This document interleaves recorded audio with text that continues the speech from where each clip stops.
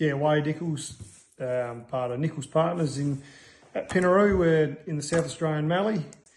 We run a dryland cropping and hay enterprise and have a small self-replacing merino flock, and also run a feedlot on the side, which is fairly new to us. Rainfall for last year, I mean, everything about last year is pretty disappointing, especially the rainfall. We probably had 200 mils of our usual 330. 50 odd of that fell when it was useless at the end of the year. So in essence, we've probably grown the crop on 150 mils, half our annual rainfall. Yeah, with a bit of stored moisture from the year before.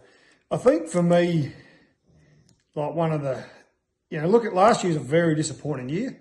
Every way you look at it's hard, but to find some key things out of it and to look back 30 years and say, well, how far we've come. We would have had no crop, whereas this year we've still had, pretty good crops that cover their costs. Maybe the business doesn't go forward, but they cover their actual costs. So to us, soil cover and is king, because everything we do, if we can keep those soils covered, we can still maintain livestock on them. We can grow better crops. We basically run stripper fronts over all our cereal country, and we retain the max residue we can. And because of that, our growth was good. Like our lentils, some of the yields were quite phenomenal for the year because they had a good environment to live in, and they, every bit of moisture we save. So, yeah, realistically, I think having that cover is the best thing we can do. You can still graze stubbles afterwards. Erosion's not really an issue at all.